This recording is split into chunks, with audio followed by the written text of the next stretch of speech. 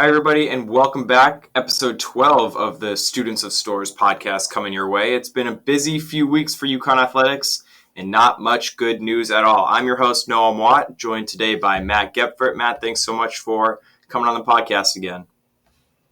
Yeah, happy to be here as always. How you been? I've been pretty good. A little bit bummed out by the news of all the college sports cancellations, but hanging in as best I can. So anyways, the obvious news. Big East cancels all fall sports just about a week after UConn football independently canceled their football season. They were the first FBS program to do so. Now, the Big Ten, as well as the Pac-12, has followed suit. And like I said, the Big East has canceled all fall sports. I'm going to start first with my immediate thoughts and reactions, which is that I'm not surprised at all. Now, I sat in a journalism class online with UConn President Thomas Katsoulias on April 21st, and he said that at that point, the current thinking is that likely fall sports will be canceled, with the exception of those that can be played at a safe distance. We posted that to UCTV Sports Twitter, and everybody was all up in arms saying, it's so early. How can we make this decision? This is crazy. We're going to play fall sports, yada, yada, yada. And the reality is it was never going to be safe to play fall sports the way that our country has handled this pandemic. Now, Big East, no fall sports. We don't even know when winter sports are going to be starting, if they're even going to be played. It's disappointing. It's frustrating, but I personally am not surprised. I do want to hear your thoughts, though. Yeah, I 100% agree with you. Not surprised because you know what? A few days before it really started gaining traction that you heard that football was going to be canceled, an article came out. It was out of, I believe it was a Virginia newspaper. I can't remember the exact title, but and Randy Edsall was quoted on it saying that he no one can tell him how anything is going to work. He said, they don't even know if they're going to be allowed to shower in a stadium where they play a game. No one can tell them when the season is going to start, if there's going to be a season. All these unknowns, and from that's when I was first like, all right, this is the first thing that you're getting from someone from UConn that I'm realizing like this is not happening. And you hit the nail on the head. Everyone in March was just saying, oh yeah, no worries, we're going to have fall sports, and now there's this whole freak out because no one did what they were supposed to do collectively as a country. Of course, Connecticut has actually been pretty great, but it's not surprising at all, being that essentially it hasn't gotten better at all as a nation, and there's no point in, to me, putting these kids' lives at risk or the chance of spreading it and bringing something back to Connecticut when Connecticut is one of the only states that has everything under control. I do think UConn did a really good job of handling it all. We're going to get into Randy Edsall, UConn football head coach, as well as UConn athletics director David Benedict's comments. But UConn football really focused on making the right decision. Now, multiple games of their 2020 schedule have been canceled already, as other conferences said they were doing conference-only schedule, and UConn's an independent. But even so, Randy Edsall, when the football season was canceled, said, "We engaged and listened to the concerns of our football student athletes and feel this is the best decision for their health, safety, and well-being. Our team is united in this approach, and we will use this time to further player development within the program and gear ourselves to the 2021 season." So yes, part of it was a business decision. UConn was missing 5 games from their 2020 schedule. How are they going to fill it? But more importantly, Edsall cares about his players. He cares about their well-being, their safety, and about protecting the state of Connecticut, which, like you said, is doing a great job with the numbers. Now, we go to athletic director David Benedict. In that release that was put out August 5th, last Wednesday, when UConn canceled their football season, he said, "The safety challenges created by COVID-19 place our football student athletes at an unacceptable level of risk." And as soon as he said those words, 8 days ago, I knew fall sports would be canceled, because if it puts football student athletes at an unacceptable level of risk, how the heck can any other student athlete play a fall sport? Of course, from that point, it was like, okay, you might as well cancel everything now, because what are you going to say, that the football students' lives, you can't put their health at risk, but the soccer teams, sure. Yeah, it didn't make any sense. And it was also interesting from the press conference that they had with the media. You touched on the scheduling a little bit. What I thought was interesting was when asked about it, Benedict said that Actually, scheduling would not have been an issue. He was in contact, he said, with multiple different schools, and he said it would have been possible to throw a schedule together. Granted, we're sure it, wouldn't have been as great as some of the schools they were supposed to play this year, but nonetheless, a season would have been possible as far as the scheduling side. He also touched on saying not a financial decision, which I'm sure a lot of people were wondering or would possibly want to hound UConn on. And then from Etzel, yeah, I really, really loved how much he stressed how important the player's health was. And another, quote from that call, he said that he would be leaning towards the decision no matter what conference he was coaching in, which obviously just shows his character and him being a human being. And he even, I'm not sure the exact quote, but even talked about, who cares about the money? There's students' lives at risk here, and lives are way more important than that. It's just a game, which just hit the nail on the head for me. I really loved everything he said from that press conference that day. And it was a good move, too, because, Etzel catches a lot of flack for whether it's his recruiting or his team's performance. His team is, UConn 6-30 in his second tenure. But at the end of the day, it's more important than a game. It's about protecting student athletes, giving them the opportunity to have a positive life once they're done with football. 99% of these guys aren't going to the NFL. And he allowed their players to have a say. And in that statement that they put out when they canceled their season, the players said, quote, "As a team, we are in full support of the decision not to compete in 2020. We have many health concerns and not enough is known about the potential long-term effects of contracting COVID-19. And since the team canceled their season, all that's come out of there is positivity. Etzel's been posting pictures and videos of his players still working out on campus with a positive mentality, whereas across the country you have players and coaches and athletic directors complaining, talking about leaving their conferences. Now, what UConn football is doing, they're putting their head down, they're preparing for the 2021 season, and I think that UConn football fans should have more optimism going into 2021 than they have in years past. I do want to move on from football, though, and look at it on a grander scale. Fall sports canceled as a whole. Big East said that they hope to move fall sports competitions to the spring. They also said that basketball has not been impacted at all yet. What are your thoughts and reactions on the entirety of fall sports being canceled in the Big East? Yeah. I mean, the entirety of fall sports being canceled, not surprising at all. Like you said, especially after football got canceled, it kind of just seemed like at that point it was, is UConn going to cancel their own sports, or are they just going to let the Big East do it? I mean, that's a whole separate conversation where schools and conferences both don't want to be, don't want to be the ones to get the finger pointed at for canceling. They both want the other to, but that's a whole different conversation.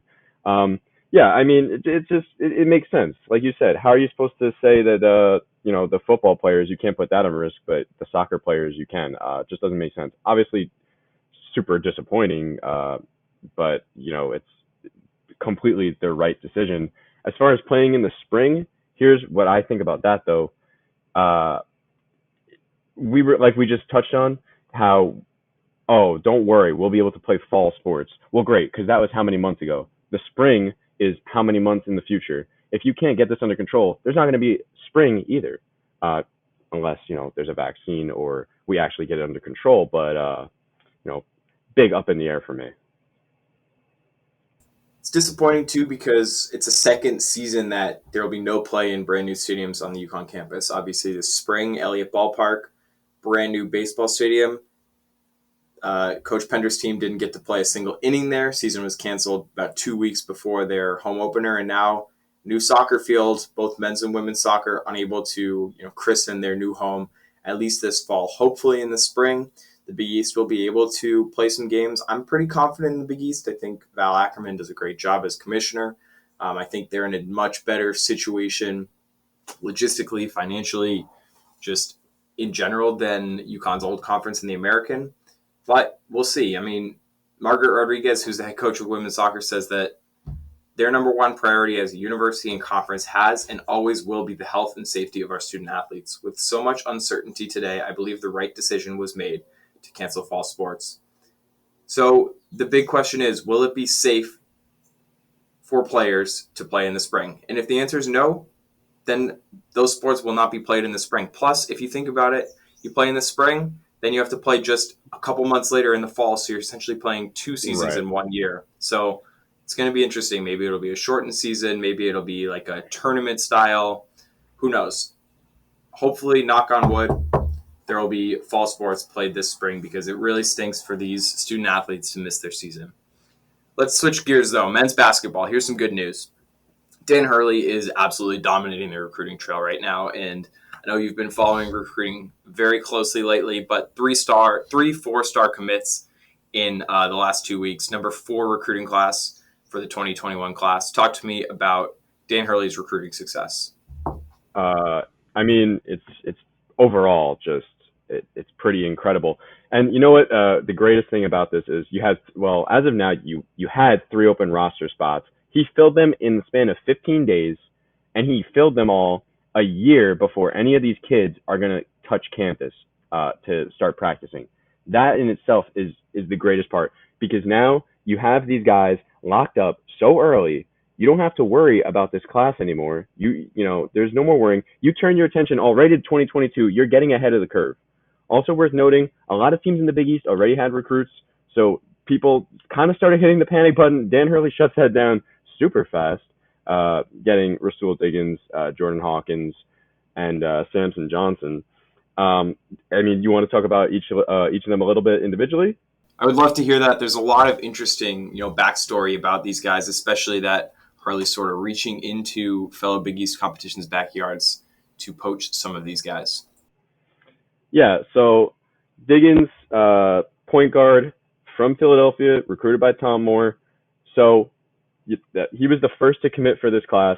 The big thing from him was that Hurley said it would take, well, he didn't say guts, but we're going to say guts.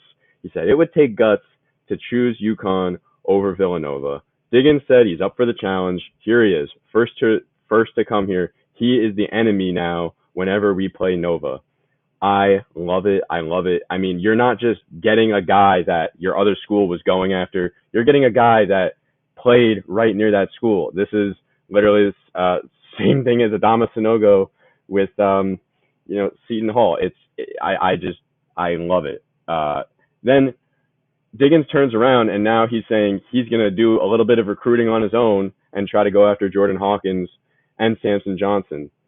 A little while later, Jordan Hawkins from DeMatha Catholic also commits. He chose UConn over Maryland. He chose UConn over Xavier, a school that was predicted to grab him for a while. And he also chose UConn over Georgetown, which is 9 miles away from DeMatha Catholic. You got to love this. You got to love Hurley going after this guy. Fits his build, 6'5" shooting guard, tall, athletic guard. Also can play a little bit of wing. Worth noting also that he's going to be playing a year at DeMatha with UConn 2022 target Rodney Rice, a top 75 guard in his class. You could see maybe hopefully a little bit of recruiting going on there. And he already told the coaching staff, his goal is to play a year or two of college ball and then he wants to be NBA ready. And the staff told him, that's great. Okay. They'll make him ready for that. Now, another 6'5" guard that Dan Hurley recruited is no other than James Bouknight. Hurley he really likes these big guards. Christian Vital was a big guard, and look at what he did during his senior season. He was a beast. He was honestly in contention for American Player of the Year based on the way he played his last 15 games. So Hurley with big guards, man, that's dangerous because they're long, they're quick, they can press, they can force the issue. It's like the perfect match for Dan Hurley. Oh yeah, it's a match made in heaven. And then he goes and gets Samson Johnson, 6'10" forward from the Patrick School, played alongside Adama Sanogo there. You have to love that. It's not the first instance where you're grabbing guys that are already playing together. You could also take this opportunity, build a pipeline for the Patrick School, build that connection, that relationship with them, and you can keep pulling guys from one place. That would be great. He said that the staff sees him as a stretch four. You do like that because then, he can step outside and create a little bit of space, especially if the guards want to drive. Also, big thing, again, like you said, Hurley getting the kind of guys that he wants to fit his system. He's not just going after talent. He's going after guys that fit his system. Good defensive presence, okay? He keeps going after guys that can lock down the paint and grab the boards. We already were, I believe it was third. UConn was third in all of college basketball in blocks. They just keep getting guys that are going to protect the rim. I just absolutely love it. And like I said, now that it's locked up, you just get to look towards 2022. If a spot opens up, like say James Bouknight leaves after this season, if there is a season, then you can look at a grad transfer or something like that. A lot of credit to Dan Hurley's assistants too. Samson Johnson, spearheaded by Kamani Young. Jordan Hawkins, spearheaded by Kenya Hunter. Rasul Diggins, recruited by Tom Moore. Hurley's 3 big assistants, landing 3 4-stars in the span of 2 weeks without any of them stepping on campus in the last 6 months. That is very impressive. And quite honestly, I'm a little bit nervous that Hurley's going to lose at least one of those assistant coaches to a head coaching job at some point in the next 2 to 3 years. But you know what? If that happens, that's a good problem to have. Switching gears to a little bit of women's basketball, but also some thoughts on the possibility of the Big East playing in a bubble this basketball season. It's been tossed around a little bit in the media, gaining a little bit more traction now. Basically, the Big East Conference or other conferences would play in a bubble, just like the NBA, the MLS, the WNBA has been doing, also the NHL. But for college, it would be interesting because these are not professional athletes. These are student athletes.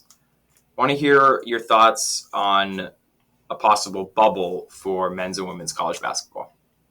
Sure. So, when I first heard it, my initial reaction was this takes it a level too far. Like you said, these are college kids, and now you're gonna force them to stay in a bubble. I do hear the other side of the argument a little bit where people are saying, well, if we were going to have a season anyway, they were just going to be the only place they would be going is from their room to the work practice facility and to games. Maybe so, but even then they could still walk around campus, be themselves a little bit. I don't know. In this situation, you're taking kids and you're just saying, great, stay in your hotel room. That's it. Okay, we're going to practice. That's it. The morals of it, and I don't know. I don't love it. And thing is, people will say, well, ask the players what they want to do. Of course the players want to play. Every player is going to want to play. You know how much pressure there is to play? Could you imagine if the Big East worked something out and UConn said they don't want to play? That would be huge. The players, to me, are not going to let that happen. At least I don't think. Maybe they do. I don't know. But to me, I don't know. There's so much pressure on them to do it that I can't imagine them actually saying we don't want to if that's the case. You know what I mean? Yeah, and it's not, it's quite frankly, it's not up to the players to decide because there's a lot of ethical questions, in my opinion, that come into place. For example, who would pay for the bubble? That's a multi-million-dollar expense. Does it come out of UConn's athletic budget? Does it come out of the Big East Conference? And if the argument is, okay, let's put student athletes in a bubble to keep them safer. Well, if a student athlete gets to go in a bubble, why doesn't a regular student get to go in a bubble? Why does a student athlete get more preferential treatment than a student? And the answer is because they're generating revenue. And therein lies the problem. You're exploiting the student athlete's talent to make money for your school. And you're saying that we're justifying it because they're going to be more safe. I don't see it happening. I don't think it's right to happen. But as a fan, I want to see college basketball. So if it happens, I'm not going to complain. Right, and there lies the whole issue. Who is going to actually be the one that stands up and says this is wrong? And like you said, with the special treatment, it just all the morality flaws of this just really combine together and just show the whole issue, just in general, with college sports and the sheer amount of revenue made off of these students. Absolutely. And that's why at the end of the day, UConn football did what was right. They made the proactive decision. They made the tough decision to cancel football because they cared about their players. They didn't care about the revenue. They didn't care about generating interest in their program or selling tickets or whatever. They just cared about doing the right thing. And that's what colleges should be prioritizing right now during a time like this. We're going to wrap up with a little bit of talk about women's basketball. Paige Bueckers, best high school player in the country in years. She won Gatorade Player of the Year, Gatorade Athlete of the Year. She's on campus. Kristen Williams looks really strong. She says she's feeling quicker than she has since high school, more confident. Evina Westbrook, she's back after sitting out a year, after rehabbing from injury. This team, man, they look dangerous. Right now, they're practicing in pods. So the way that works is they're living in apartments in either groups of 4 or 3, with the upperclassmen mixed in with the 6 freshmen, no seniors on this team, and they're practicing in those pods. So only 4 players are practicing at once. The whole team rarely, if ever, gets to hang out. They hang out a little bit outside, but it's not like they can all go into each other's apartments.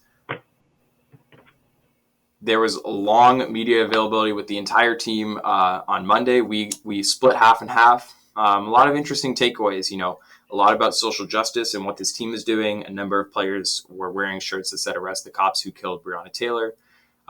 There was a lot of talk about their statement that they put out after George Floyd was killed. Some conversations about what the team is going to do once the season starts. But more than that, there was a little bit of talk about some real basketball that's going to be played. Right. And, I really liked, or, what was interesting, which you just touched on, 6 freshmen, no seniors. That leaves Olivia Nelson-Ododa, Kristen Williams, and Evina Westbrook to be the players that you're looking up to, which, obviously they can handle it, but I mean, for me, it's a little crazy how time flies. Me and you are the same year as them, so now it's a little weird to think they're the leaders on this team, because it makes me realize that I'm already a junior. But yeah, I mean, like you said, Kristen, everyone knows she had a rough sophomore year. She said her confidence just went down the drain, but she said, it's a new year, it's a new start. She feels great all around. She said she hasn't felt this explosive since high school. I'm excited for that. Obviously, with Paige Bueckers on campus, I'm excited for that. Gino said just from workout number 1 to workout number 3, you can already see improvements in her games. And then he said, imagine 4 years from now. That gets me excited. When they asked her if her goal was when they asked her about the, winning 4 national championships, I believe she said something like, no one comes here, no one hopes not to win. Obviously, she wants to win all 4, which, I believe is possible with how much talent this team has. But yeah. You really do like to hear her saying that and standing by that. Paige Bueckers isn't messing around. She's not coming here to boost her reach or her reputation. She's coming here to improve. She already talked about how much she's learned about her footwork working with Gino Auriemma, and she's had, 5 practices? And this is the best player in high school by a wide margin. But what does she do? She comes into UConn, she puts her head down, and she gets to work. And she wants to win 4 national championships. And if Paige Bueckers wants to win 4 national championships, I personally would put my money on it. Again, we'll have to see what this season holds, but definitely way more excitement heading into UConn women's basketball season this year than there was last year. Same for the men's side. That team is going to be really good. We're going to have more podcasts talking about men's and women's basketball, as well as UConn athletics as a whole and how they're navigating this situation. But for now, Matt, any final thoughts on what we discussed today? Yeah, just one quick thing. Just about when they asked Gino about the possibility of a bubble, he said, financially, he's sure it's possible, but it would be a logistical nightmare, because he said, you don't realize the amount of staff you need to bring. I believe he said even, tutors for the students. So now all of these schools are suddenly bringing more than just the players and the coach. And, it just becomes a huge logistical nightmare. And then on top of that, where are you going to have, you're going to have all these conference bubbles and then switch into a 64 team bubble. I think he cited, that would be, kind of an issue. So his quote on if he sees the bubble happening, quote, probably not, end quote, which I would have to agree with. Gino is the maestro, so it's pretty safe to say that he always keeps it real. Yeah, he does. He doesn't mess around. So Matt, thank you again for joining me today. Thanks for tuning in, everybody. This is going to be an interesting semester. I'll be taking classes remotely. Matt, you'll be taking classes remotely.